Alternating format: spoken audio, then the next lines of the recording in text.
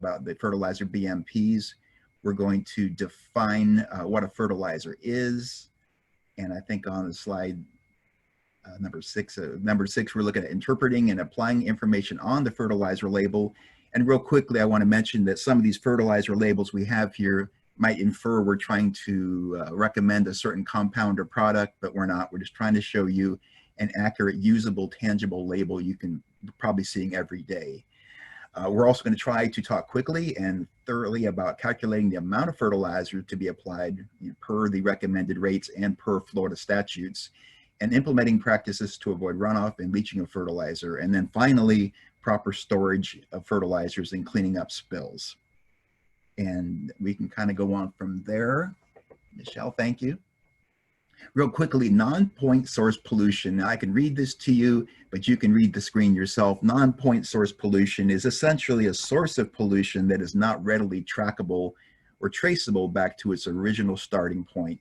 And that oftentimes implies a lot of old neighborhoods. And it wasn't until 1983 that Florida, in particular Pinellas County, had a stormwater ordinance that had any teeth to it. So a neighborhood built prior to 1983 did not really have a designed stormwater system. The engineer could literally dump the water into the nearest county right away, and away you go. So really it's post 83 that we really began to have designs that better protected the estuaries, the creeks, the streams, and the lakes and ponds. So we kind of got there late to the show. You can look in this slide real quick, and I got a quick little trivia here about this one too. These are factors that are increasing non-point source pollutions. NPS, we'll just use that for short. You'll see the cropland up in the upper right-hand corner of the picture here, and then you'll see there's a little place where it says animal feedlot. An animal feedlot might be considered a non-point source. And just some trivia here real quick. An average cow, single cow sitting out there in that field that weighs 1,000 pounds, she's going to produce about 82 pounds of manure per day. And if we get a big Holstein out there that weighs 1,400 pounds, she's going to probably drop about 115 pounds of manure per day. And that comes out to about 21 tons of manure per year. That's for a big cow. And just to compare, humans would produce about 2 pounds per day versus 115 pounds. But you can see the volume of biomass and nutrients and bacteria that come off a non-point source area can add up really, really quick. And Michelle, can you hear me okay? Yes. Okay, very good. Then we have the impervious areas. These could be like a subdivision that has no stormwater pond facility, the water that runs off the roof and then directly goes to the driveway and then down the curb and into the nearest surface water.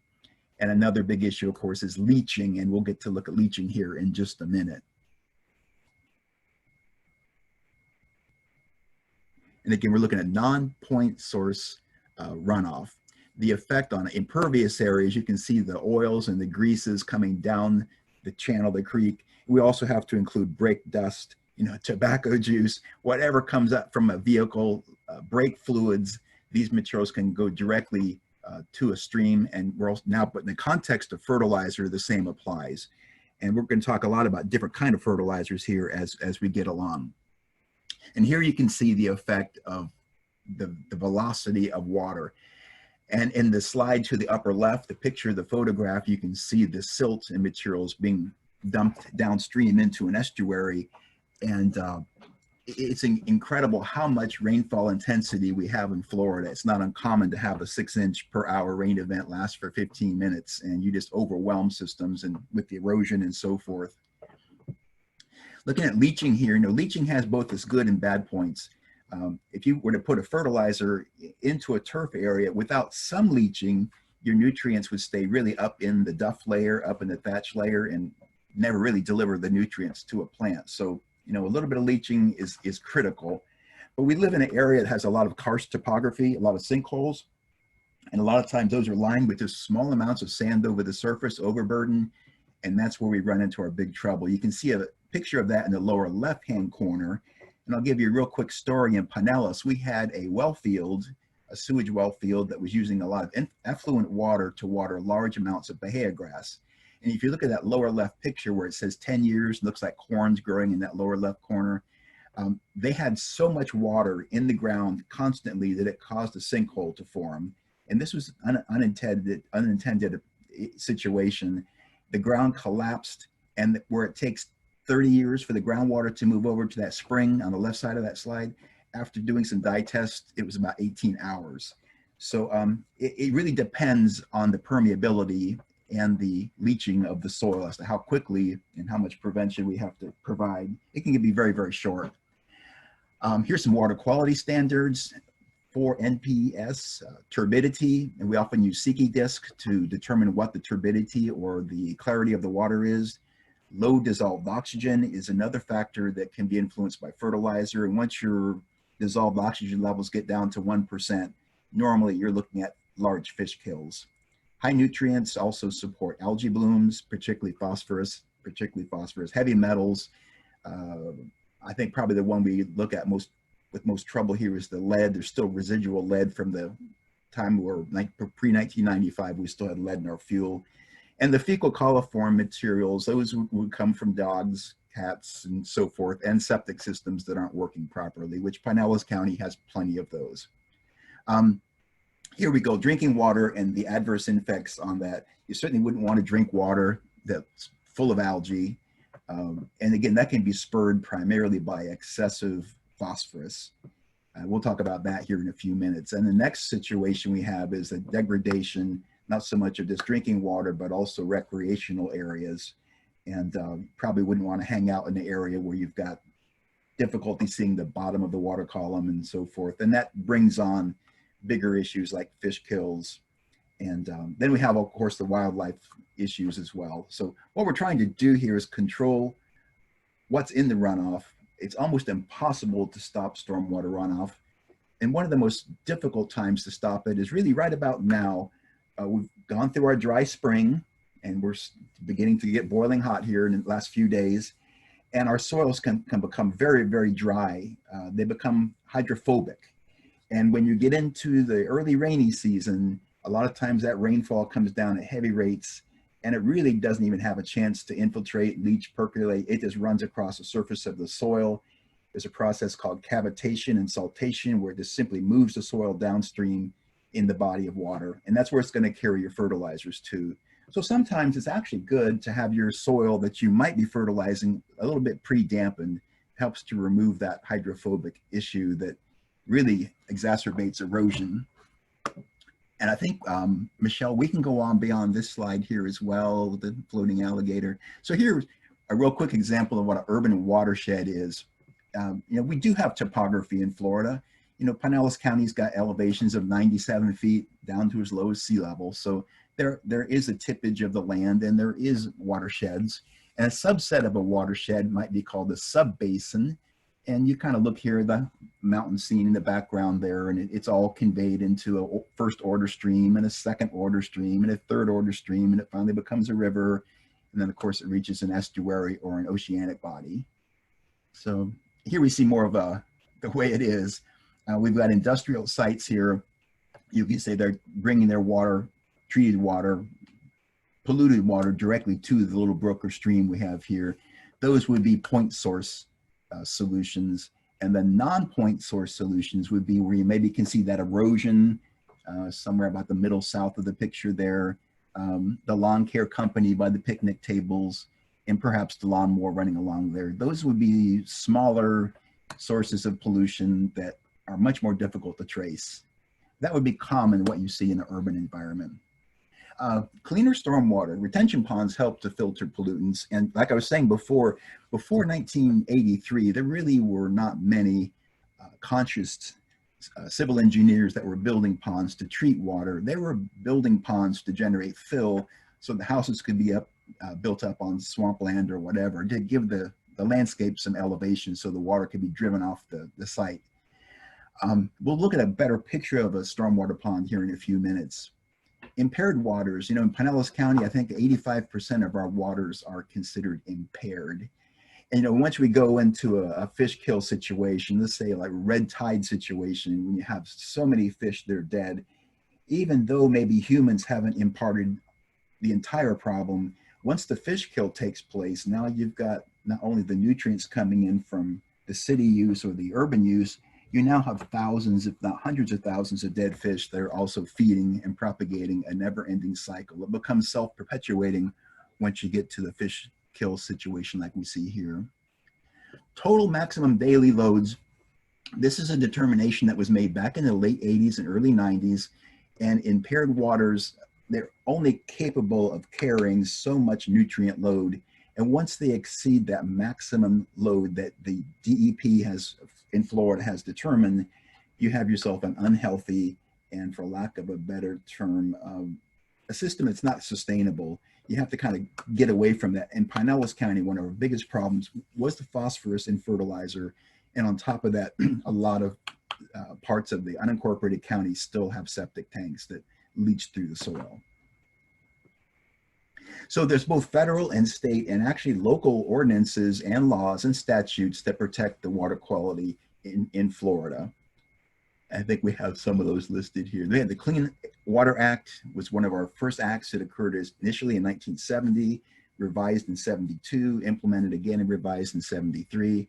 Water quality standards, watershed assessments, and then the whole national pollution discharge elimination system, which anyone can actually become a certified inspector if they would like to get involved in that part of the industry. Let's see here. The state water body legislation, we had our first activity going about 1999. That was really when the NPDES program kind of got underway, and now it's pretty well fully implemented. When you drive down a road and see a silt fence and hay bales and so forth around the construction site, it was that Water Restoration Act that kind of implemented those things there. And we see the urban turf fertilizer law was implemented in 2007, and the Florida Friendly Landscaping Model Ordinance, give or take, right about 2009. Okay, we're going to look at some of the restrictions right now in Pinellas County, and I can't speak for every county. This is just for our particular county. We're not really able to use phosphorus, but statewide, you can deliver per year not more than 1/2 of 1 pound of phosphorus per 1,000 square feet. And any one application cannot exceed 1/4 of 1 pound per 1,000 square feet. In Pinellas County, and I think I'm just correct saying Hillsborough and also Sarasota, probably Manatee, you really aren't able to apply phosphorus whatsoever as a turf fertilizer. 50% of the available nitrogen in the fertilizer must be slow release, meaning it's not fully water soluble, and no more than 1/2 pound of nitrogen per 1,000 square feet can be applied at any one application. And that would be no more than 1/2 pound of soluble nitrogen. And I think, Michelle, I'm ready for my next slide here. So what we're looking at here is Sarasota's version. And of course, cities and towns and counties can be more restrictive than the federal government and the state government. So in many cases, like Sarasota County and Pinellas and so forth, we have policies and ordinances that greatly exceed what the state requires. And so you want to be very careful, you know what your local ordinances are. And believe me, they're subject to change. I feel in Pinellas we'll continue to move to a more progressive, restrictive applications of nitrogen. This year, come summer, you won't even be able to buy what we used to call vegetable fertilizers. You don't really have any options in the summer. Like, all the shelves will be bare come June the 1st. Reducing non-point source pollution. We have these organizations kind of tied together with University of Florida, the Green Industry. We have the Florida Yards and Neighborhoods program and the Builder and Developer community as well. With the Florida Friendly Landscaping Principle, we got the 9 principles that they try to interject, and we have that organization within our office, the right plant, right place. And we could talk about that all day, because that's really what it boils down to, is getting the right plant in the right place. Irrigation conservation, responsible fertilizer use, mulching, landscape for wildlife habitat, protecting the waterfront, recycling yard waste, integrated pest management, and reducing stormwater runoff. That one's a difficult one for people to manage, because we can't control the total amount of rainfall we get at any given time.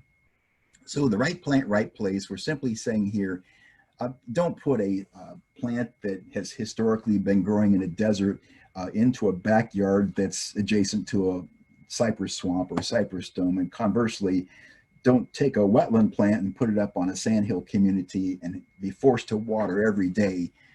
Make a conscious choice as to what you're going to use as that plant material, and look at the topography, look at the native landscape, and look what it tells you before you go out and just impulse buy, so you're making the right choice in the right place. That has a lot to do with your local geography, really. Irrigation conservation. As a rule of thumb, we can get as much as 2.1 inches of evapotranspiration per year in Pinellas County per week during the summertime. Probably never a need for a lawn to receive any more than that. And of course, you've got the rainfall to supplement you as well. On a good month here in the summer, we would expect 6.5 to 7 inches of rainfall. Of course, that rainfall never all comes the times you need it. Generally speaking, about 3/4 of an inch of irrigation per application, and that application dose probably twice a week, every 72 hours, should be able to cover you, and that's assuming you're not getting any rainfall. So we're going to look real quickly at the fertilizer label, and the picture to the left, you'll see we have a 14026 fertilizer. And on the right, we have a product that's labeled as a 2208 high iron compound fertilizer. So let's take a real quick look at this fertilizer label on the left that's closed in the box. And what you'll see here is we have 14% total nitrogen, soluble potash 26%, and there's essentially no phosphate there at all. You'll see there's a lot of free sulfur and combined sulfur, and by golly, sulfur is probably one of the materials that's being used to coat this fertilizer. And sure enough, if you look at the bottom of the label, you'll see a 7% slowly available urea nitrogen derived from polymer coated sulfur and coated urea. So these layers of sulfur will actually kind of wear off, sometimes by osmosis even, and gradually release that soluble nitrogen over an extended period of time. As a rule of thumb, in most counties, you're not going to be able to use anything with more than 50% water soluble nitrogen. So, and that's kind of what this product is showing here. Again, that nitrogen product over to the right with the high iron, you're seeing there no phosphorus whatsoever, and the printing is so small, but it looks to appear to have 6.5% total iron in that product. That's a pretty potent dose of iron. I think we have the next picture here is of mulching. Principle number 4 is mulching. We see this so often in commercial landscaping, is this dome or teepee or volcano of mulching, and I'm not exactly sure where that all got started. We're trying to recommend no more than 2 or 3 inches of mulch and have it pulled back a few inches away from the stem, so you're not promoting decay and so forth through the bark of the plant. We have in Pinellas County a very large recycled mulching program. There's probably no real need to go out and buy mulch. We find really good results with pine needles here. Our soils are relatively alkaline here, and pine needles seem to be a very, very good choice for Pinellas County. Landscaping for wildlife habitat. You know, we think of West Central Florida, giant parking lot. It's really not that bad. We have a very large urban forest over us here in Pinellas County, even though we've got 1 million people inside of a county that's got no more than 280 square miles. We're small, but there's still a very valid tree community there. And you kind of want to work with that tree community and your native shrub community here. And this is simply showing you real quickly designing of your landscape. Much of Pinellas County has been drained, yard drains have put in, under drains were put in to make the roads last longer.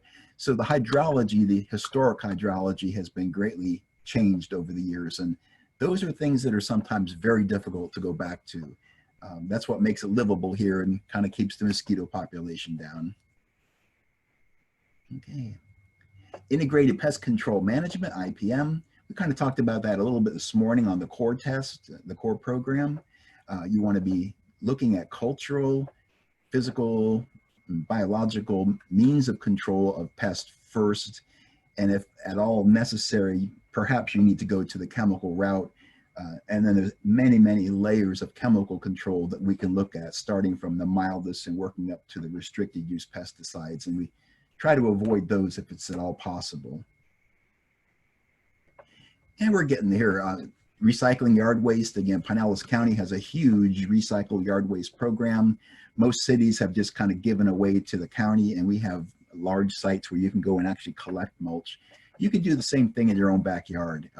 You can have your own little compost pile. There's going to be the production of some methane and some sulfur dioxide coming out of your compost pile that sometimes makes it a little bit fragrant, but overall, it's something you can do in your backyard. Okay, real quickly, I wanted to look at this pond. In the kind of the right upper corner of this picture to the left, you'll see a concrete box sticking up out of the ground.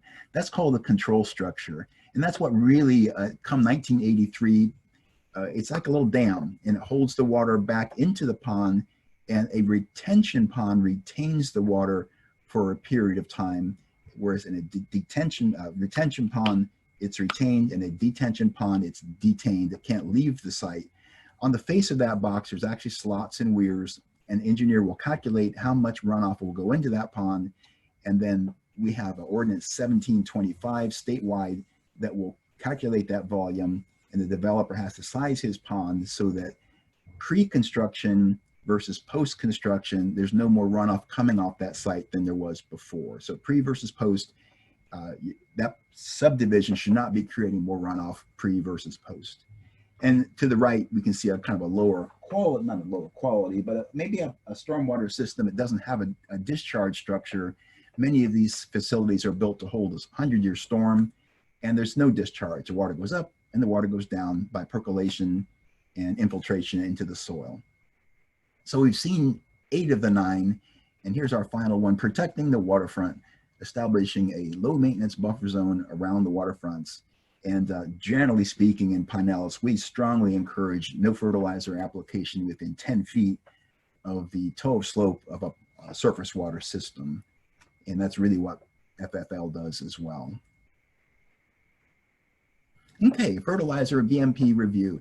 Definition of fertilizer in terms associated with fertilizers, interpreting and applying the information on the fertilizer label, calculating the amount of fertilizer to be applied according to the recommended rates, and more importantly, to the state and your county standards, laws, and so forth. Implementing practice to avoid runoff and leaching of fertilizers, and then properly storing your fertilizer and cleaning up spills. That's what we're going to cover here next.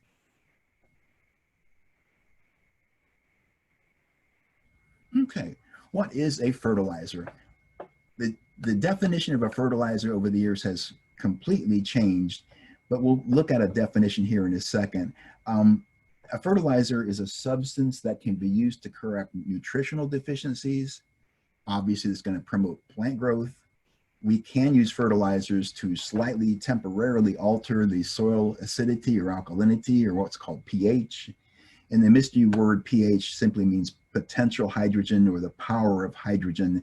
So you're really looking at which side of the scale does that pH go on? Is it less than 7, or is it more than 7? If it's more than 7, we know that would be an alkaline soil, and less than 7, it's an acidic soil. Most of our plants do best here, somewhere between a pH of 5.5 and 6.5, and we don't find that pH very common in Pinellas County. So fertilizers certainly help to augment and temporarily correct that pH range. Also, fertilizers provide, in many cases, the nutrients that the bacteria will need in the soil, which ultimately helps to deplete compost or organic matter. So they can be very, very helpful. Fertilizers should be used only to achieve a specific plant response. So I think what I'm trying to say here is you shouldn't be putting fertilizers on just to be putting fertilizers on. If you've got perhaps an undesirable view you're trying to hide with a hedge, maybe you'd want to increase the growth rate of that shrubbery. Enhanced appearance. Maybe you've got ixoras and they shouldn't really be where they are. The soil pH is extremely high. So you use a fertilizer that's got chelated nutrients that can temporarily make that plant acceptably happy in that soil pH range. Like here we have, these are the, I believe, 14 required nutrients of all plants. We have the macronutrients in the upper left-hand corner, the primary macros.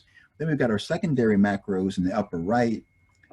Then we get down into the micros, and there's actually about 7 of those. There's some debate about there's 8 of them, but these are all the nutrients that plants need to be healthy. And if they can't get them through the soil, or the native soil, or the modified soil you're living in, you certainly can use a fertilizer to replicate that.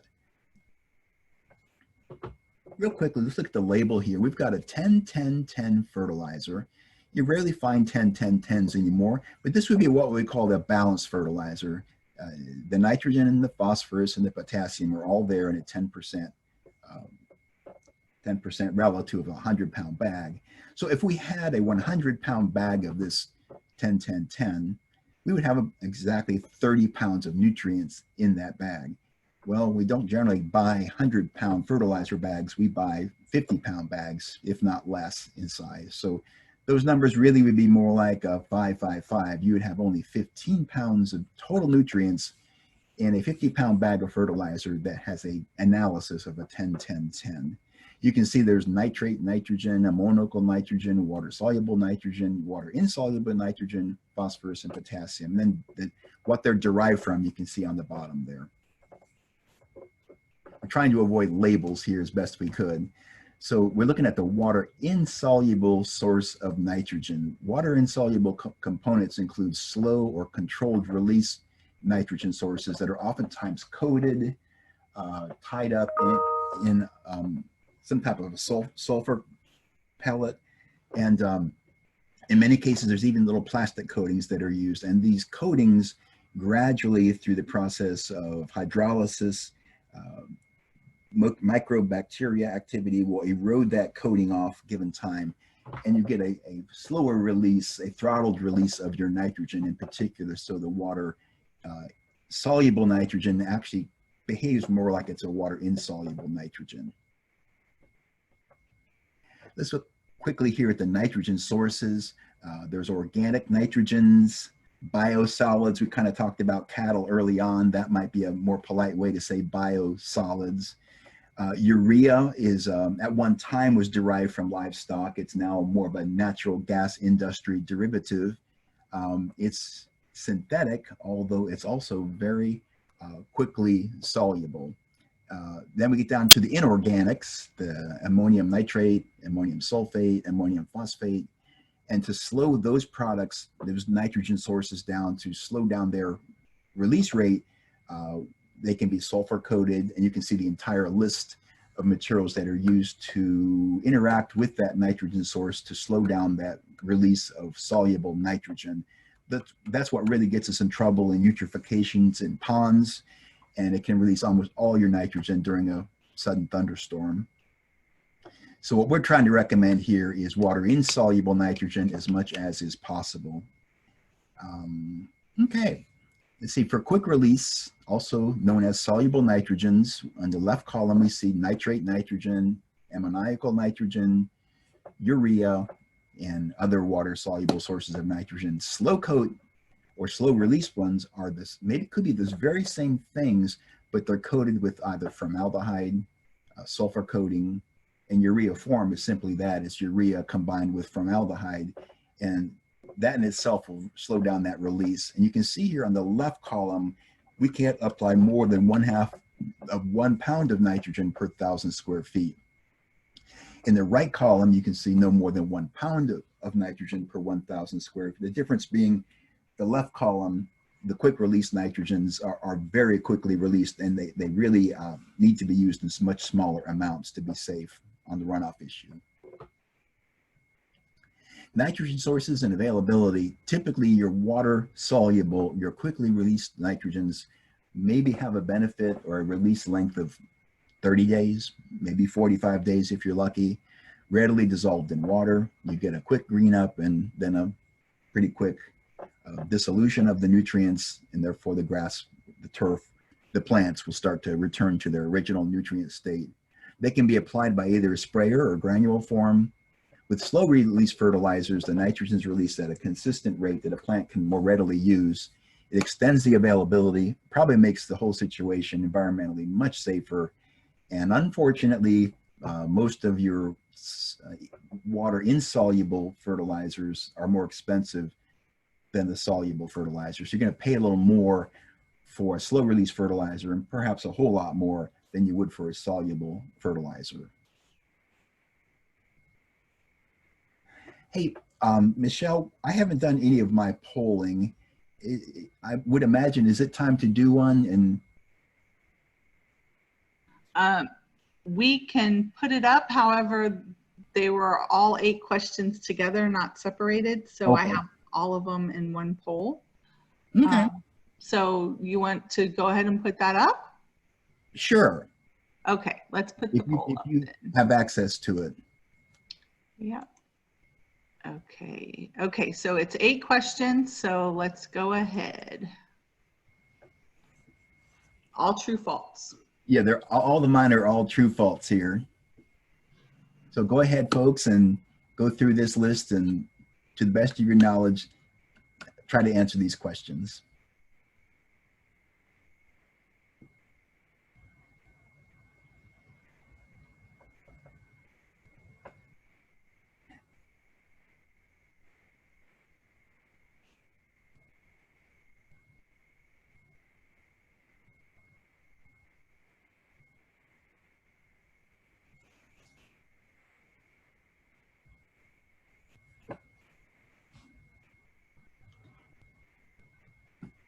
Michelle, is it okay if I scroll down on those questions? Yeah, you don't affect their poll. They answer them, and then when they're done answering it, their screen disappears. Okay. So you can scroll down and look at what the answers are coming in. Remember, folks, that we need your answers because this is how we keep track of your attendance.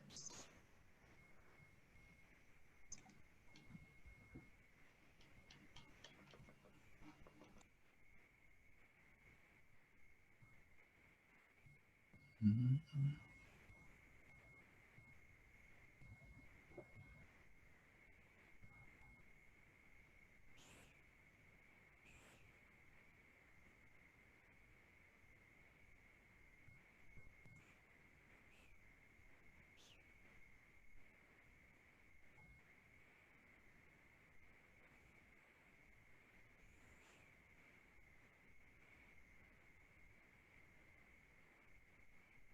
I guess, Michelle, I'm getting a message here that people aren't seeing the questions, so I don't know if I should just go ahead and move on at this point.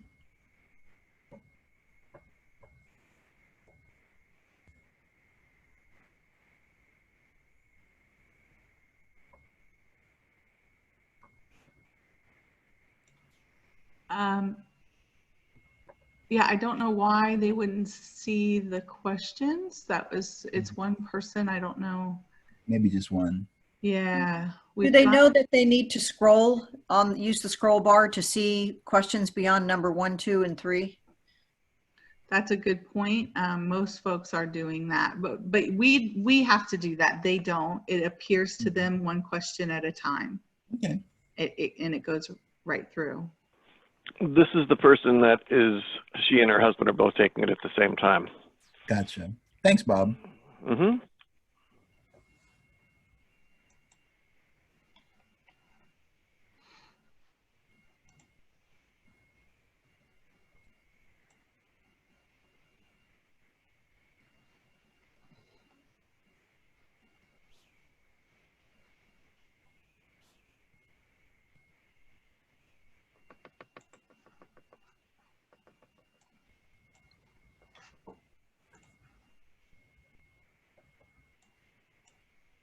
So I guess some folks do have to scroll to see the questions.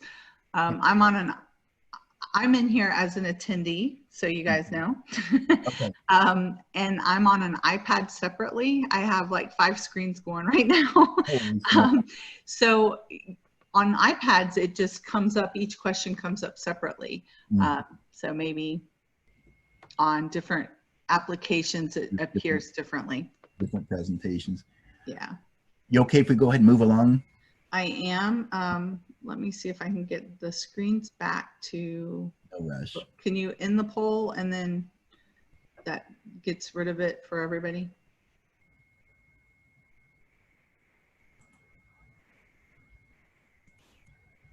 Did that do anything?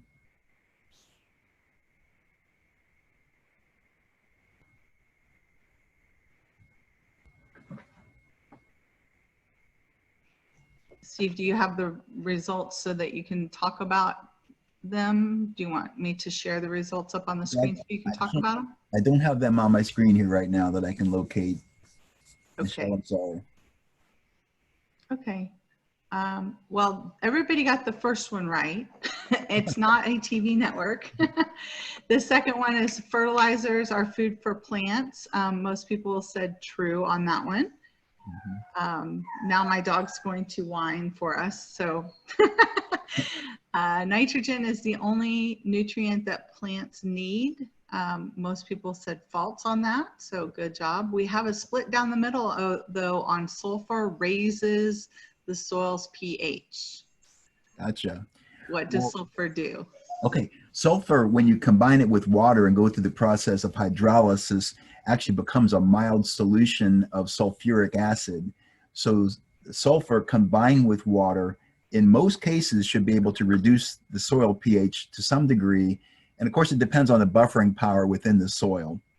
So generally, sulfur is added to a fertilizer or to a soil amendment to acidify or to make the soil more acidic or less alkaline. Okay, so the answer for is it a good idea to fertilize a few minutes before a heavy rain? Most people said false, so good. Non-point source pollution can easily be located. Most people said false, which is true. It's very difficult to find. That's why we call it non-point. Retention ponds are designed to treat stormwater runoff. We kind of had a bit of a split there. Some folks say true, some folks say false. So do you want to talk about that? It's confusing because the water that's retained in a pond is typically the water that's treated. The detained water, it's held back for a short period of time, and that's typically more for flood control. So the correct answer would be retained relative to the treatment of stormwater. Although even though you're holding the water back in a retention pond, or excuse me, detention system, you're still getting some. So the answer really could kind of be both. I have to kind of admit that it's a kind of a difficult question to answer because those pond systems kind of do a little bit of both. But the detained amount is typically done for flood control. Okay, so the last question was phosphorus containing fertilizers are a good choice for summertime usage, and most people said false. Yeah. Okay, so that sounds good. Okay, I'm gonna switch slides here for you, and so much, Michelle, we're getting there. Yep. Okay. Do you want to go to this one? We sure could. Okay. Okay, calculating slow release application rates. What we're going to do here is try to calculate how much slow release fertilizer we should be using here. So typically speaking, this product has a 14% urea nitrogen source, and then 7% of that fertilizer is available through urea nitrogen slowly released through a polymer-coated sulfur-coated urea. So this product would meet that definition of a 50% water soluble, 50% water insoluble. And what you'll see kind of just below the soluble potash is the source of sulfur, and you'll see it's right in the general area of 20%. So sulfur has been used in this product, some form of a pelletized sulfur to surround the urea nitrogen, and that sulfur being somewhat water soluble and degraded by sunlight will eventually kind of peel off and wear off, exfoliation, and that will begin to shed or release the other 7% of the total nitrogen. So that was how this product would work. Okay, so fertilizers are recommended if they have a 50% slow release nitrogen, and that's really what's required in most counties. What we'll see here in this one is a 18-24-12, 8.1% slow release. So what we're seeing here is you're going to need approximately, I'm sorry here. Yeah, so this one has about a 40% slow release. So it's close. Statistically, it's close enough to meet that 50%. So oftentimes, and you'll see here just below the 18, how it says to be sure to use a rotary spreader. I think the walk behind drop spreaders are pretty much obsolete now, but a rotary spreader protects those sulfur coated pellets a lot better, and it keeps them from being shattered or crushed in the hopper. So you also want to be sure you're using a rotary spreader when applying these types of products. Okay, what we need to do is determine the size of the area. And that in most cases, let's talk length times width, determine the rate of the calculation, and then calibrate your equipment to deliver the correct amount of fertilizer to the given area.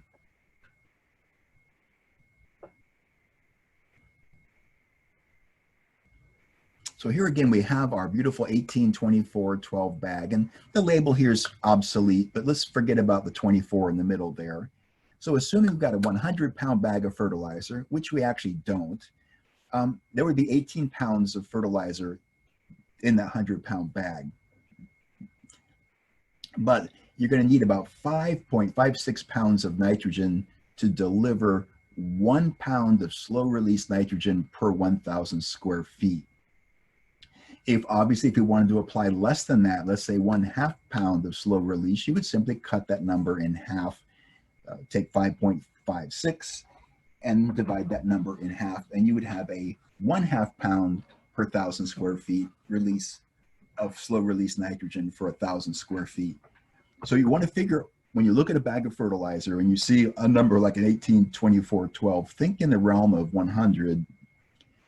That is actually like as if you had a 100-pound bag, and then divide that number in half to put yourself in the ballpark of a 50-pound bag, which I'm assuming that's what you might be working with. And there's really only 9 pounds of nitrogen in that bag. So a lot of filler, but the filler material is what really makes the product spread more readily and more safely. It gives you a little bit of a buffer in case you make a mistake.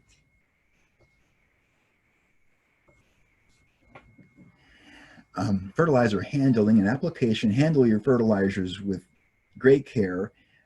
Some of the more higher nitrogen fertilizers can actually be explosive. So never store, let's say, a high nitrogen fertilizer in anywhere or any close proximity to combustible fuels like gasoline, diesel fuel. You want to keep them quite separate. High-level nitrogen fertilizers can be a very oxidative material, and they feed themselves in a fire. There's more oxygen released than burned, so be very careful with where you store them. And thoroughly read and adhere to the fertilizer label. Try to avoid using water-soluble products if you can. All fertilizers have to leach or they don't work, but you want to be very careful that leaching is not a situation that's going to degrade the adjacent surface waters. Sweep up your spills immediately and avoid putting fertilizers anywhere near drains and swales. Sometimes people wonder what the word swale is. A swale is simply a ditch that carries water during the storm event, and within a few hours, it's usually dry. So swales are a means of transporting water from one area to another, but they don't function quite the same as what do ditches. And properly store your fertilizers away from moisture and separate them from other chemicals, particularly combustible, explosive chemicals, gasolines, petroleum products. And moisture, you know, once your fertilizer begins to take on water, and most of these fertilizers are very attractant to water, hygroscopic, you might say, they're going to attract water because they're primarily salts. So you really have to be sure you're keeping your fertilizers dry. The hydrolysis process will begin to weaken your fertilizer almost immediately once they get damp. And so don't store them typically on a floor that can sweat. Get them up off the ground at least 4 inches to allow them to function more safely for you and not waste your nitrogen. Local fertilizer ordinances, and this is probably more true for Sarasota County, but every county I think now in West Central Florida has alerted the citizenry that soluble nitrogen and phosphorus are really the chemicals that help to eutropically degrade our pond and lake systems. And pond eutrophy is really a situation where the pond ages well before its time. The pond is charged with excessive nutrients, And this is what causes the explosion of microorganisms, and in particular filamentous algae. So green industry professionals know that when it rains, it drains. Water tends to go downhill. There's only a few reasons why it doesn't. It almost always goes downhill to the groundwater, the surface water. So you have to really protect against that. And the best way to do that is fertilize a little bit less and always try to use as much water insoluble nitrogen as you can. And really, when you get down to it, once the soil temperatures drop below 65 degrees Fahrenheit in Florida, which does still happen once in a while, the fertilizers are not really readily available to plants anyway. So a lot of time, wintertime fertilizing is kind of a waste of time, and the fertilizer now is sitting there being exposed to runoff exposure. So that might be worth considering. Does anybody have any questions? I think we've reached fertilizer CEUs, so let's get right into it. We're going to be talking about fertilizing turf and ornamentals. Okay, so as Steve said, when we use any kind of labels, we're not endorsing a product, we're just basically using it for an example. Okay, so in this session, we're going to talk about components of lawn and landscape fertilizer management plan, how turf reduces the effects of urban non-point source pollution, which Steve covered in the previous model, managing the most common lawn grasses used in Florida, managing environmental stresses which affect plant health, and landscape best management practices to protect our water resources. All right, so we talked a little bit about fertilizer being used to address specific issues. Either we're trying to address nutrient deficiencies or we're trying to improve the appearance of a plant. But what we tend to recommend is that plants that are going to have what we call chronic nutrient deficiencies might just be a wrong plant in the wrong place. So it is rare for you to see a Canary Island date palm in Florida that's not nutrient deficient, and that's primarily because they prefer low pH soils, and we tend not to have low pH soils. And as you will see in a few slides down, we're going to talk about why it is that pH affects nutrient availability. And so we know they're gorgeous. We like Canary Island date palms as much as the next person, but if they're going to be chronically nutrient deficient, maybe you want to choose a different kind of palm. Also, we see a lot of times when people will mulch these palms with like shell mulch, which tends to, when it weathers, it tends to increase the soil pH, so that even further compounds the plant nutrient deficiency. So it is generally recommended that you do not fertilize newly installed sod until it's put down roots. People call it pegging because roots are the part of the plant that's going to pick up any kind of nutrients. And so if you fertilize it before the roots have actually established, then you're just wasting fertilizer, and who wants to do that? So no fertilizer recommended prior to 30 days after it's been installed, and we usually recommend waiting 30 to 60 days. We also do not recommend that you apply fertilizer prior to planting because it tends to discourage deep root growth. So way back when, before they did research studies, people would say, yeah, sure, put some fertilizer in a planting hole, but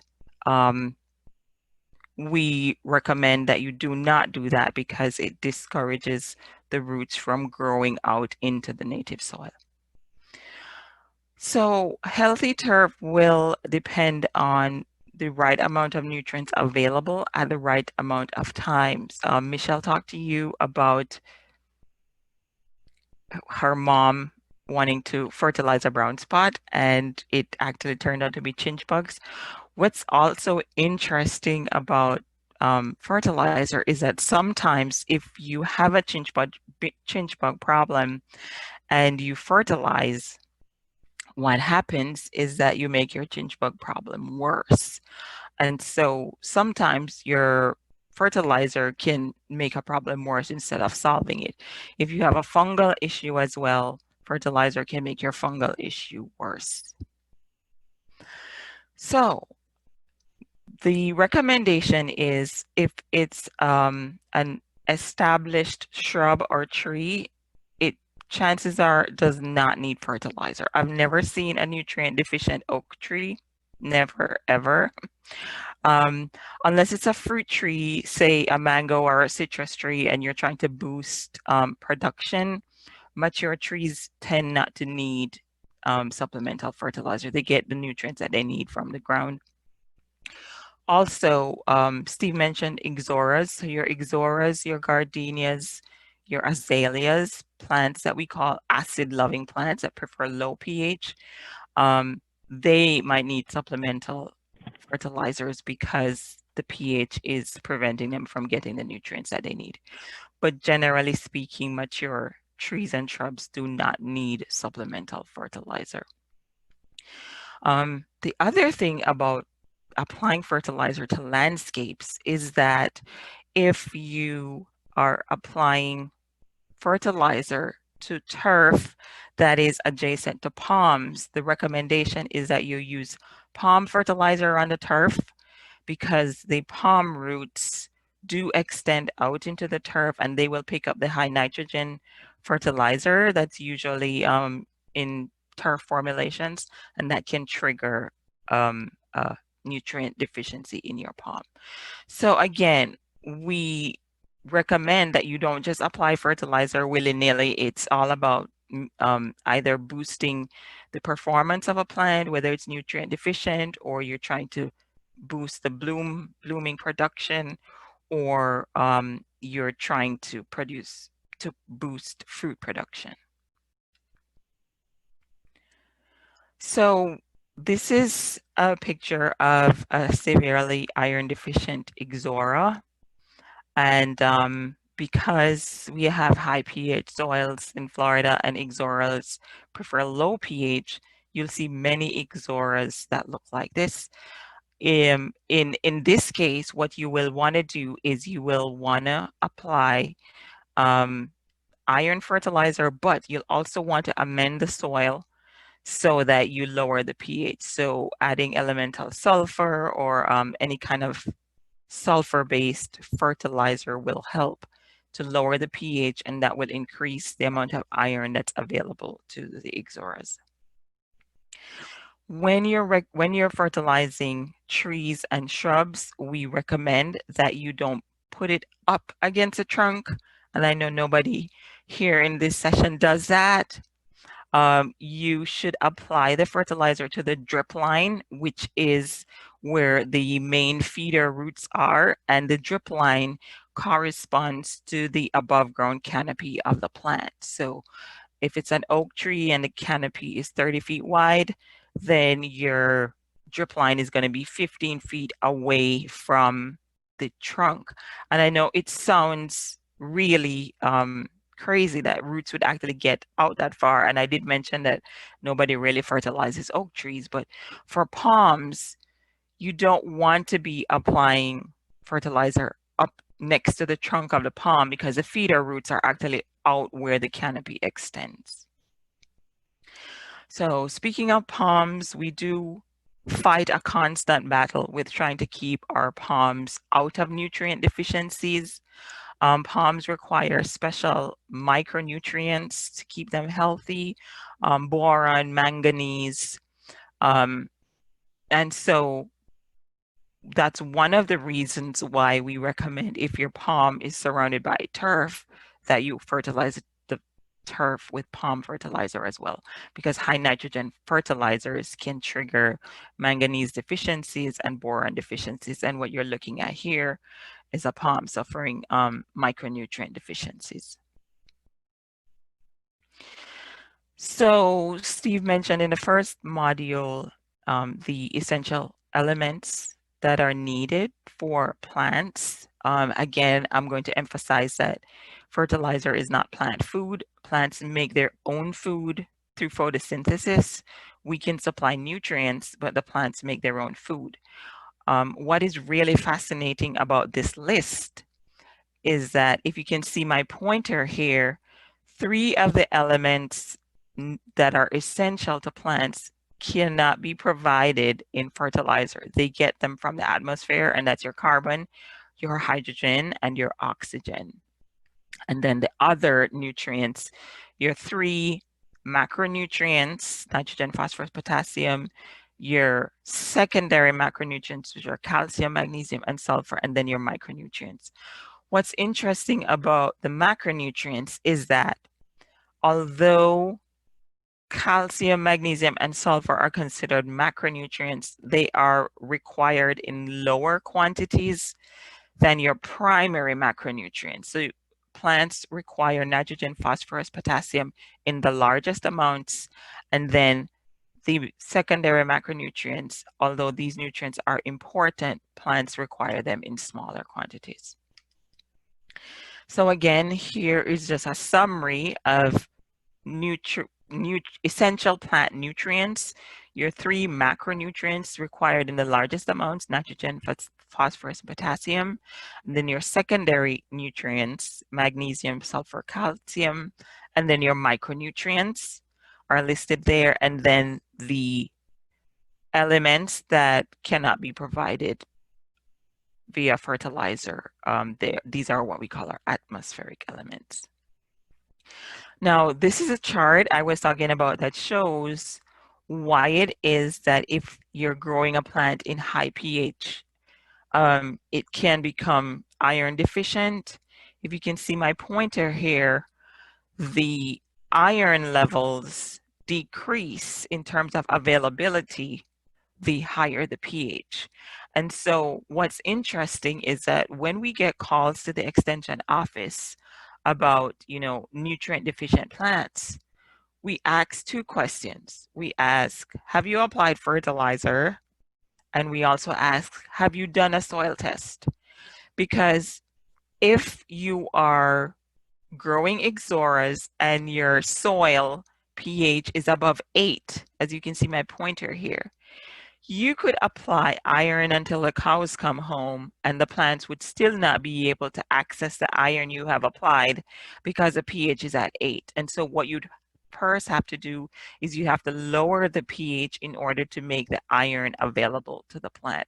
And so this chart just really gives you a good overview of the ideal growing pH for many plants in terms of nutrient availability, and nutrient availability decreases for many plants the higher the pH is.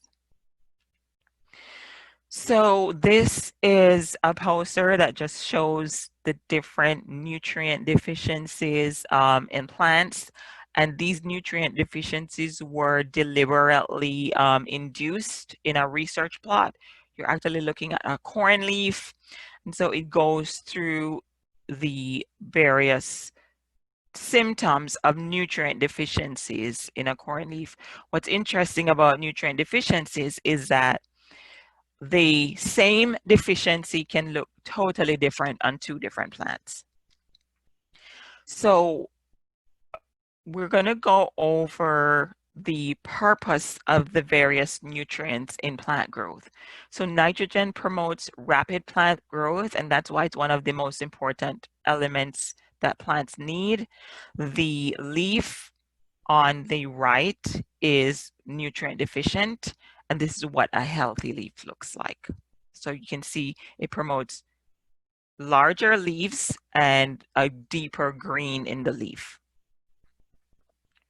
Phosphorus deficiencies are usually very easy to spot because the foliage will turn purple when it's not supposed to turn purple. We're not talking about coleus here.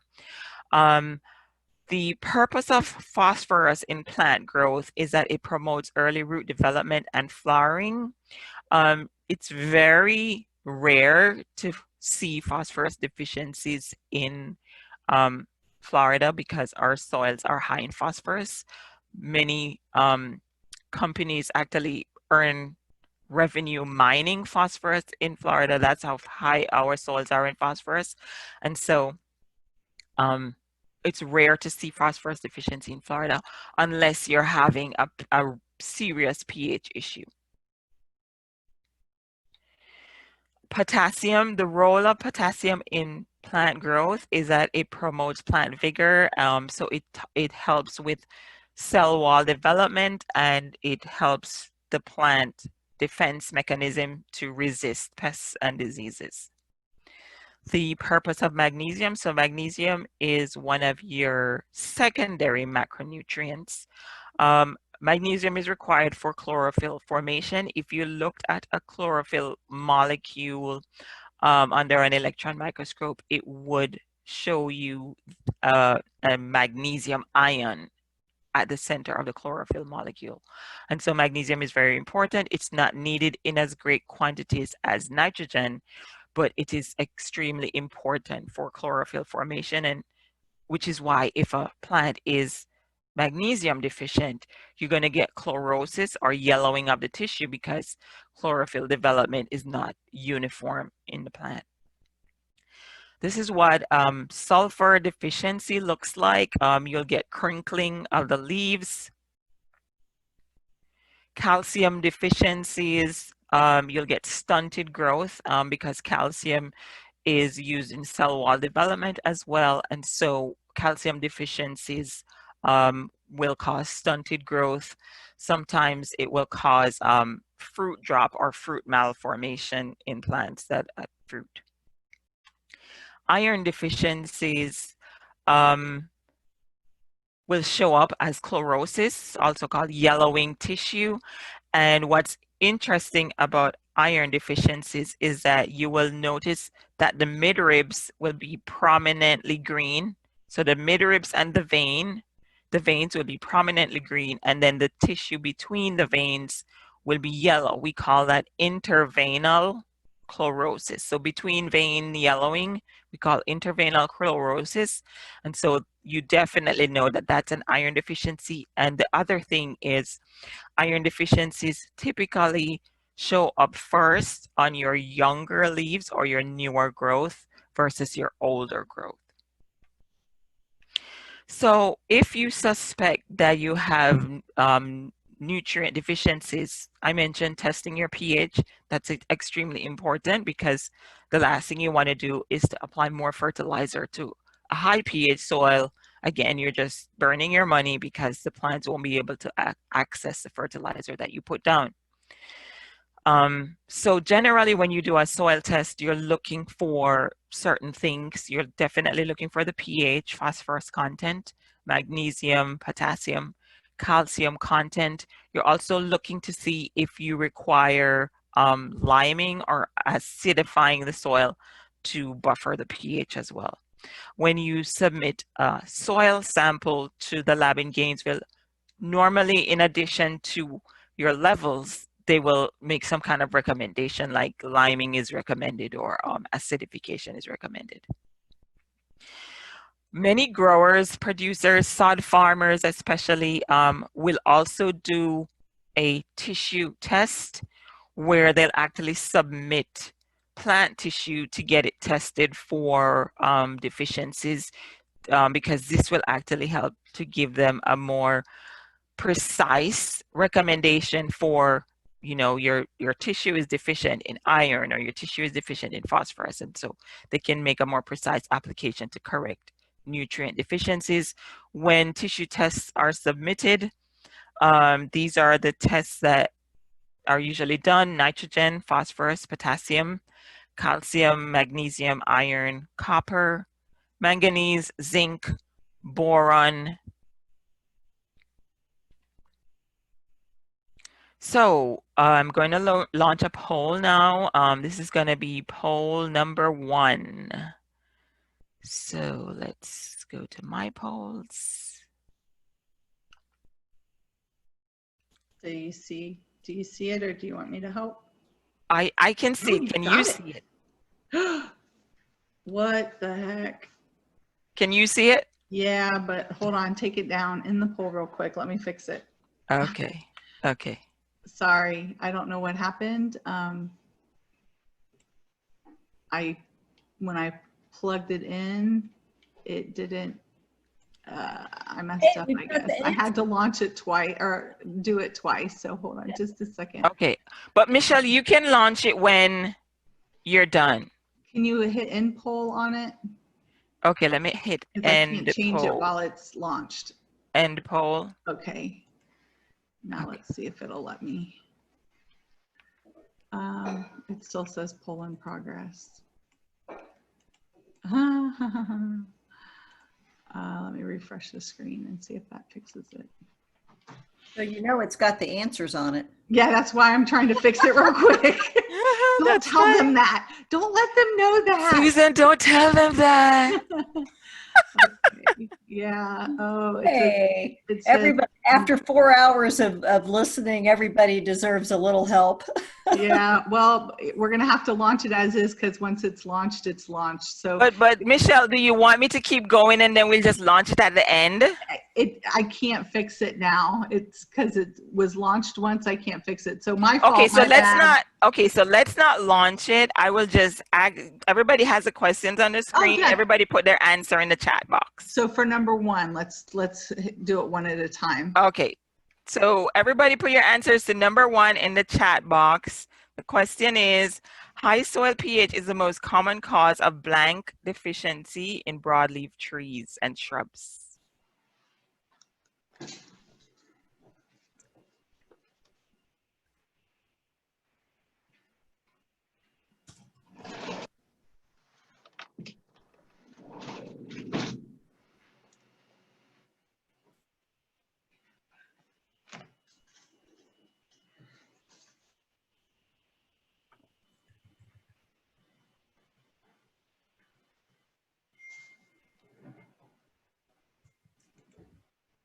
Okay, is everybody in?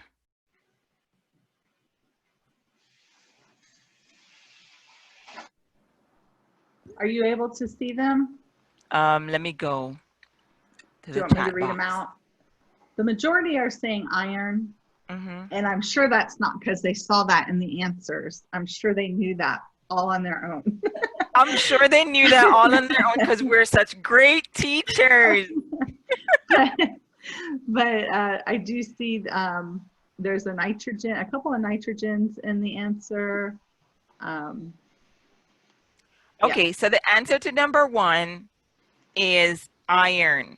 High soil pH is the most common cause of iron deficiency in broadleaf trees and shrubs because iron is one of the most sensitive elements to high pH. Okay, so question two, if fertilizer is necessary, it should be applied at the blank.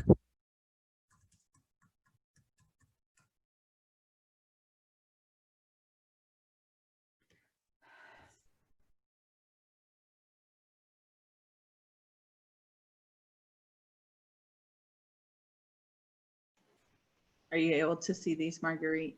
Yes, I'm seeing them. Perfect.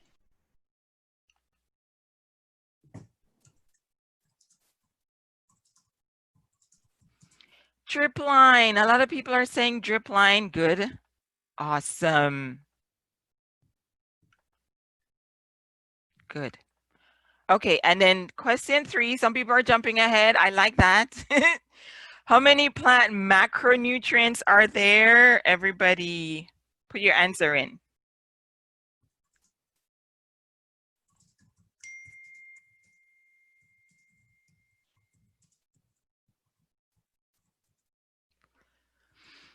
Okay, keep going. We have 7 people answered. Keep going. Keep putting your answers in.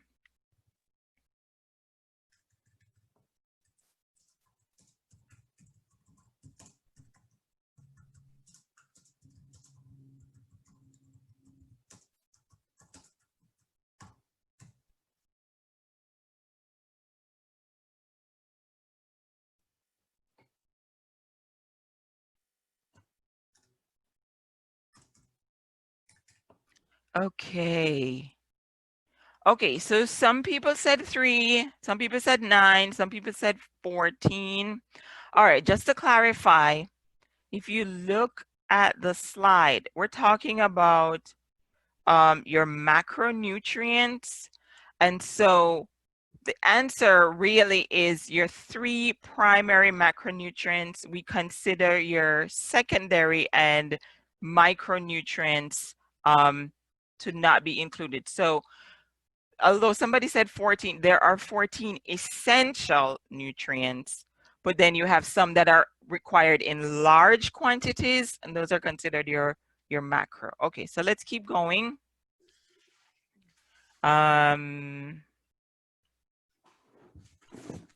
Great. All right.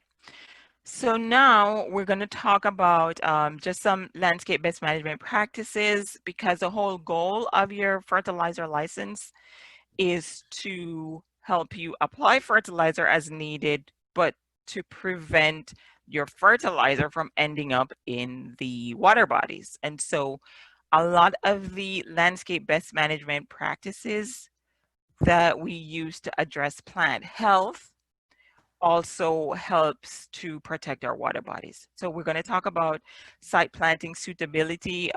Is it, suitable for the plants that you've put in? Also talking about Breakfast? managing your plant depth and plant establishment, because sometimes you didn't plant it correctly, or you're inheriting a landscape that wasn't planted correctly and the plant's failing and you think it's a fertilizer issue, but it's not. We're also going to talk about how mulching helps to reduce the plant health issues that you can have, and also proper pruning to improve plant health so that you don't have issues. All right, so when we talk about site plant suitability, what we're trying to do is we're trying to improve plant health to the point where you don't need extra fertilizer because the plant is declining. So you want to look at your soil texture. Is it sandy? Is it loamy? Is it compacted? Plants that are growing in compacted soil will have health problems that probably fertilizer will not be able to fix. You also want to look at your soil pH. You want to look at your maintenance level. Is it a high maintenance plant? Because if it's a high maintenance plant, plants that need a lot of extra water or even pesticides to keep them healthy, then you're going to be fighting a losing battle. You want to look at your mature size and your plant spacing to help keep your plants healthy. We talk all the time about, people installing plants that are meant to be 12 feet tall. That's their natural growing, desire. But people keep pruning them every week because they need to fit into a space that's no taller than 3 feet. And that plant is definitely going to get stressed out. That plant is going to get a lot of fungal diseases. We drive by hedges all the time where the entire center of the hedge is dying because of a fungus due to over pruning. You also want to look at pest pressures. There are some plants that have significantly higher pest pressures than others. There was a time when king sagos were battling Asian scale, and so you want to try to avoid plants that have really high pest pressures. You also want to make sure that your environment that you're supplying for your plant reduces stress, and so your plants are healthier, so you require less fertilizer needs. And you want to make sure that your moisture levels are adequate as well, because an underwatered plant that develops health issues, you can't fix that by fertilizer. Neither can you fix an overwatered plant by fertilizer either. So really, when we talk about fertilizer management, we're also talking about plant health management and all the factors that go into healthy plants. So planting depth is very important. A lot of times we see plants declining because they're planted too deeply. In the picture here, you'll realize that this tree was planted too deeply. If you can see my pointer, this is where the original soil line was, which is way above what we call the root flare. The root flare is where the trunk meets the roots, and this is way above the root flare. And so what happens is you can actually cause girdling in a tree if it's planted too deeply, because roots need oxygen, and suffocated roots will also contribute to declining plants. So you definitely want to use mulch. I know Steve went through mulch as one of our Florida friendly principles that we recommend to help keep our fertilizer nutrients out of water bodies. But plants also help, mulch also helps to keep your plants healthy. And there are actually studies done by researchers in Gainesville where they've had plants that are not mulched versus plants that are mulched. And the plants that are mulched are actually larger, have more rapid growth, and thrive better because, as you can see, it reduces soil temperatures, so the roots are healthier. It also reduces moisture loss due to evaporation. So your mulch plants will have more access to irrigation water than your non-mulch plants. So mulch also helps to improve plant health by protecting the woody plants from trunk damage. And when plants get damaged this way, it causes premature plant death, because although you can't see the leaves in this picture, the leaves are responsible for making food. So just pretend my pointer here is, you know, pointing towards the leaves. When the leaves make food, the food gets transported down to the roots through the phloem tissue, which is part of the bark. When a plant gets damaged this way, when the food moves down, there is nowhere for the food to go. The tissue that would conduct the food to the roots has been destroyed, and so the roots are starved of food, and so your plant dies prematurely. So mulch protects plant health by protecting the trunk, bark, and bark of woody plants. So again, Steve mentioned this, I'll just go through this quickly. The best management practices for using mulch is you don't want a volcano because it can rot the trunk of the plant. You don't want your mulch to be higher than 3 inches after it has settled. You don't want it to be in direct contact with the trunk, and you also don't want a lot of mulch covering the root ball of a newly installed plant. Okay, so picture on the left, do's, picture on the right, don'ts.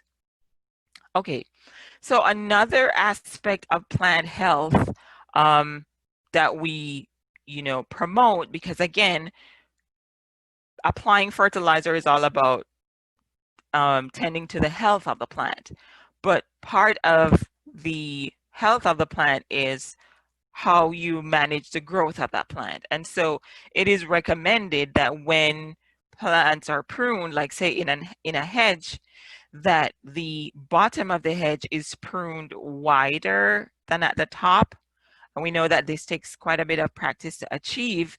But when plants are pruned straight up and down, what happens is that the top part of the hedge has more access to light than the bottom part of the hedge, because everybody knows that when you cut the top part, wherever you cut is going to branch off and get thicker, and so that the top gets really thick and reduces the amount of light available to the bottom part of the hedge, and so you'll get thinning hedges, which is why it is recommended that the bottom part of the hedge is pruned wider than the top part of the hedge, because plants need light to grow, and so the more light the plant gets, the more vigorous the growth will be. Also, when you're pruning, unless you're doing pruning of trees for like reduction cuts or lifting the canopy, when you're pruning hedges, really you should focus on trimming the newer growth and not so much the mature growth. I know that sometimes what happens is that the time span between visits can lapse, and so you might have to prune off more than you would normally do, but generally you want to focus just on the regrowth. So speaking of pruning trees, proper pruning affects tree health, plant health as well. And so some of the plant health issues that occur can actually be avoided by following proper pruning methods. We always recommend that you do not prune flush with a trunk. We always recommend that you prune outside of the branch collar, and the branch collar is that little bulge where the branch meets the main the main trunk, or the stem meets the main branch. And one of the reasons we say prune outside of the branch collar is because the plant has vessels, just like how we have blood vessels transporting nutrients to our heart and our brain. The plant has vessels that move water down to the roots. I'm sorry, that move water up from the roots and move food down from the leaves. So the plant has vessels running this way, but every branch also has vessels running this way, connecting to the main trunk. And so when you flush cut, what you're doing is you are triggering stress on the plant, because the vessels that are running this way have to heal, or seal off, I should say, because trees don't really heal, they seal off wounds. So the vessels running this way have to seal, but the vessels running this way also have to seal. And so you have actually drastically increased the time it takes to seal the tissues off from fungal infections or bacterial infections. And so you are really stressing the tree and creating potential damage. Whereas if you just prune off outside of the branch collar, the tree only needs to seal off vessels running in one direction. And so your sealing time is drastically reduced, which means that you have less issues for, fungal and bacterial infection in the wound. Also, if you are pruning mangroves, because mangroves are protected by legislation, you have to acquire a mangrove trimming license and go through special training to do that. Mangroves are protected because of their value to our ecosystem. A lot of the mangroves serve as hatcheries for immature fish and shorebirds as well. All right, one of our favorite subjects to talk about, Michelle will agree, is what not to do when you're pruning palms. Again, this section on fertilizer is all about promoting plant health. And so one of the ways you can promote plant health is by not over pruning your palms. So the picture on the far left is what your palm canopy looks like before pruning. We recommend that the best thing to do if you have to prune is not to prune anything above the horizontal axis. So if you imagine that this was the face of a clock, we prune nothing above the 9 to 3 line, because palms in their biology, what they will do is they will transfer nutrients from the older fronds to the newer fronds. So all the nitrogen, phosphorus, and potassium that are in the fronds that are older will get transferred to the newer fronds before the old fronds die. So we recommend do not remove palm fronds while they're still green, because they're full of nutrients, and those are the nutrients that the new fronds rely on to be transferred to them. If you remove green fronds, you may have to fertilize a palm, because you're basically robbing the palm of essential nutrients that it would have gotten from older leaves. The picture in the center we say is not ideal, but it is acceptable, because your fronds that are at the horizontal axis are still present. And then the picture on the far right is definitely unacceptable. You're basically starving this palm of nutrients, because as we've mentioned before, leaves are what plants use to make food. And so the palm has gone from the ability to make enough food to support the 50-foot trunk to barely any leaves that can make enough food to support this 50-foot trunk. And so this palm is going to be starving because it doesn't have enough leaves to make enough food to support the trunk. Another impact over pruning has on plant health, in addition to triggering a nutrient deficiency, is that obviously a starving palm is going to be stressed out, and so there are many pests that are drawn to stressed plants, like your royal palm weevil is drawn to stressed palms.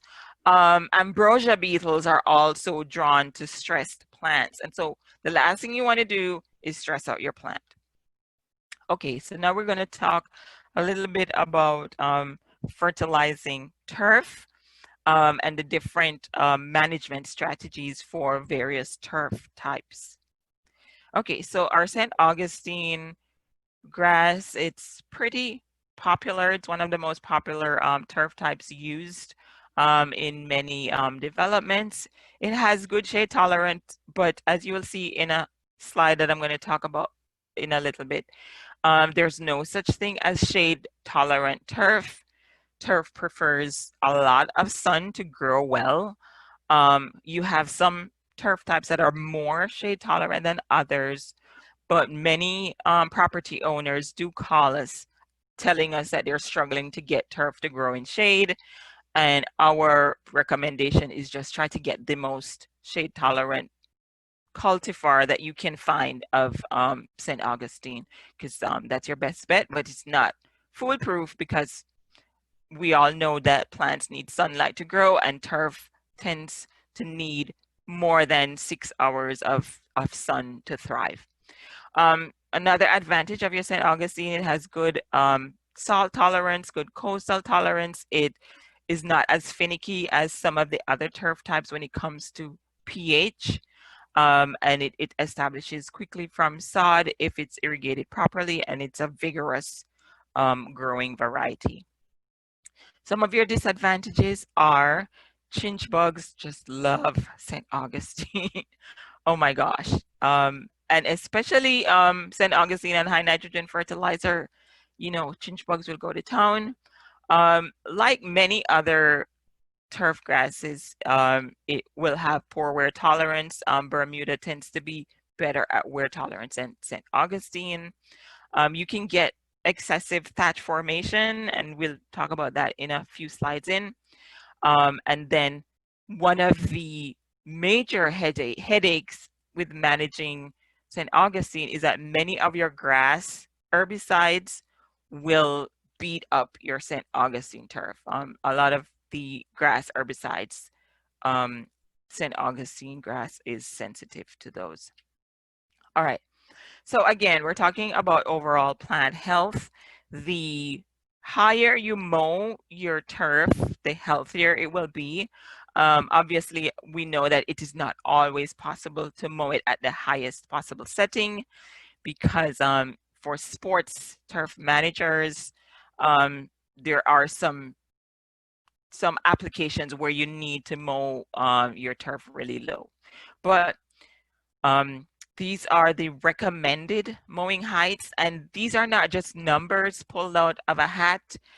These numbers are actually developed by turf researchers, and in our horticulture team, we like to tease the turf researchers, and we say that they watch grass grow for a living. But they've actually done research and come up with these recommended mowing heights. So you'll see for your St. Augustine and your Bahia, your mowing height should be above 3 inches. For your Zoysia, it's 1.5 to 2.5. For your centipede, it's 1.5 to 2.5. And your Bermuda grass can tolerate the the lowest recommendation, I should say, for mowing, which is 1/2 inch to 1.5 inches, which is why Bermuda is popular on, say, like your putting greens and golf courses. Okay, so your Zoysia. Advantages are it has a really dense growth habit. People just love to look at a well-kept Zoysia lawn because it looks like carpet. It really does. It has a low mowing height. It has moderate shade tolerance, and then there are some varieties that can require lower nitrogen requirements than St. Augustine.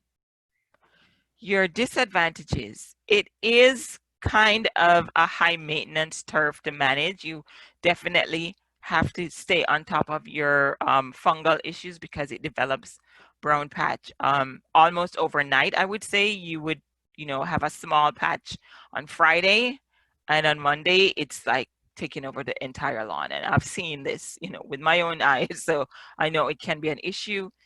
Because of its dense growth habit, it can also form thatch, and thatch is not good because thatch prevents the roots from growing deeply and accessing water and accessing nutrients. You can also have bill bug issues with your zoysia, and it's not very drought tolerant. It's not drought tolerant as, say, some of your other turf types like your Bahia. Okay, so your Bahia, this is one of my favorites because it's relatively low maintenance. It has good drought tolerance. Even in the summer, if the Bahia is not irrigated, once the rains start, it will bounce right back. That's not true of your St. Augustine. Your St. Augustine will have to be receiving supplemental irrigation when there's a dry spell. It tends not to need a lot of fertilizer. You don't see a lot of paling of the leaves or anything like that. It's very tolerant for the soil texture. It prefers lower pH, but it will grow well on pretty much a wide range of pH soils. And you can get good establishment using seed or sod, but establishment via seeds obviously is going to take more time than if you put down sod. Okay, so mole crickets are a disadvantage of Bahia, and sometimes you don't even know you have mole crickets, but mole crickets can be an issue.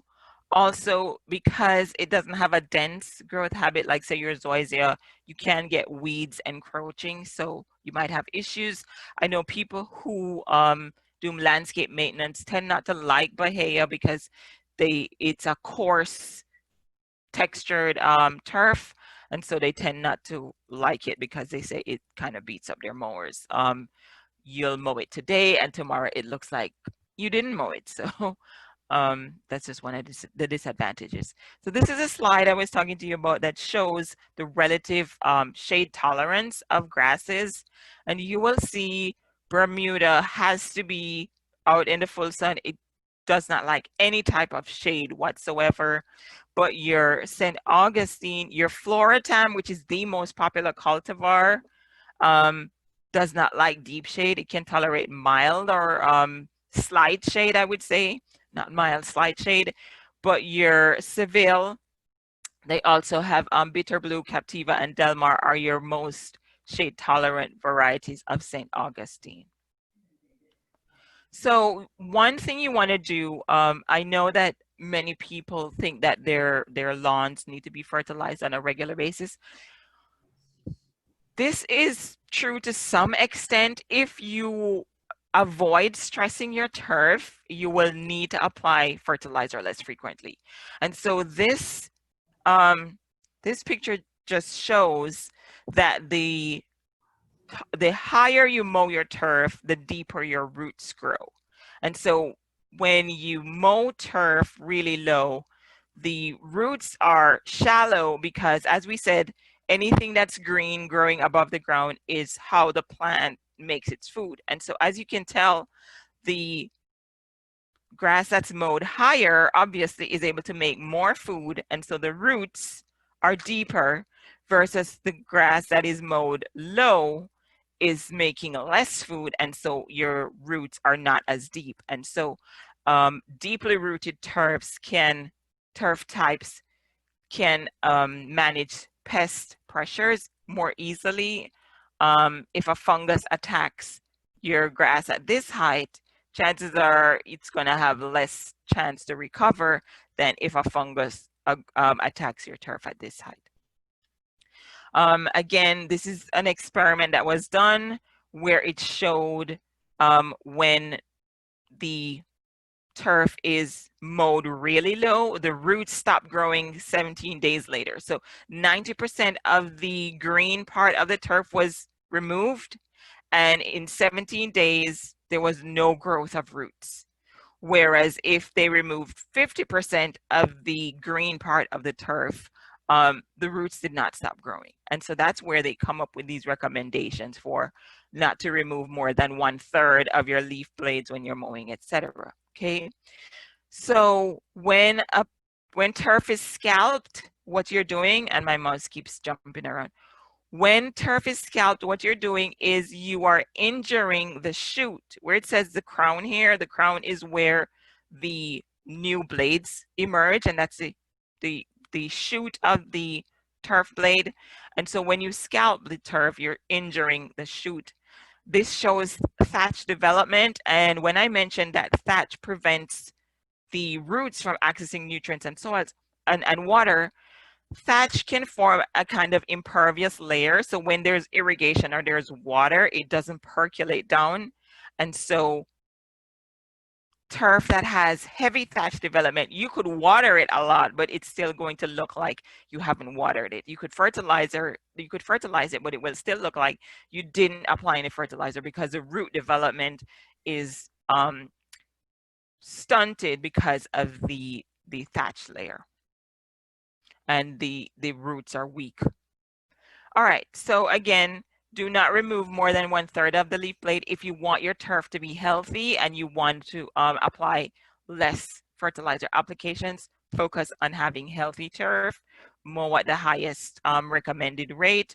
Do not remove more than 1/3 of the leaf blade, and then you leave your clippings behind to recycle your nutrients. You want to keep your mower blades sharp because dull mower blades will actually stress your turf out. And I'll show you what we mean in the next slide. You want to make sure that your clippings are not going to run off into the stormwater drain, because that's part of nutrient management, trying to keep our water bodies clean. And you definitely want to use your PPE. You don't want to be mowing and having debris flying into your face. Okay, so this is what I was talking about with your dull blades versus your sharp blades. When turf or any leaf tissue is injured or cut, what the plant will do, it will try to seal off the injury so that the plant doesn't lose any moisture. And obviously a clean cut seals off quicker than a jagged cut that's made by dull blades. And so this turf will be less stressed than the turf that was mowed with dull blades. Okay, so poll question number 2, type in the chat box answers to question 1. Scalping causes blank injury in turf grasses. And we'll give you like a minute to answer. Actually, these questions should launch. Those should launch? Yeah, here, let me, I'll launch them real quick. Poll 2. Yeah, I see somebody typed in the chat box. Oh, maybe not. Yep. Is it launching, Michelle? Sorry. No, and I'm sorry, I don't know what's going on with No, it's fine. Okay, so you guys can just type it in the chat box. I think what's going on is I messed up. Oh, it's because I did Michelle. Here we go. Sorry. That's fine. I did Michelle's poll instead of Marguerite's poll. Okay, all right. So this one works. You guys can poll. Either one. We get a report on both.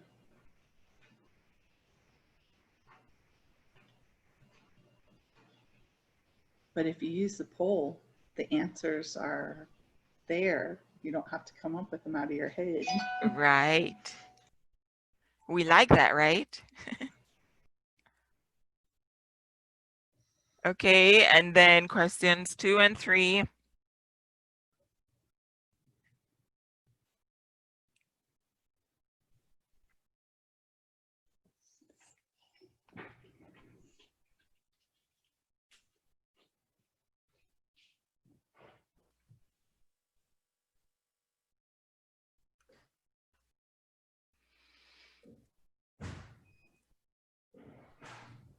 Keep voting, guys.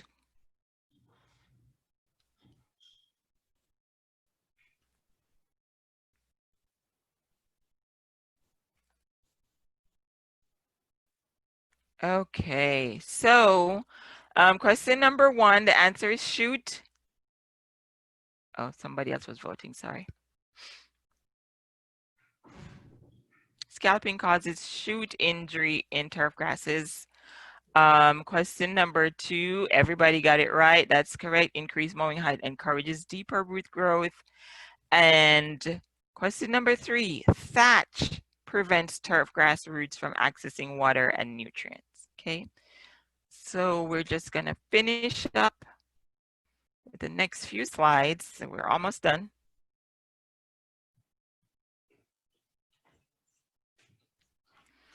My mouse needs to cooperate now.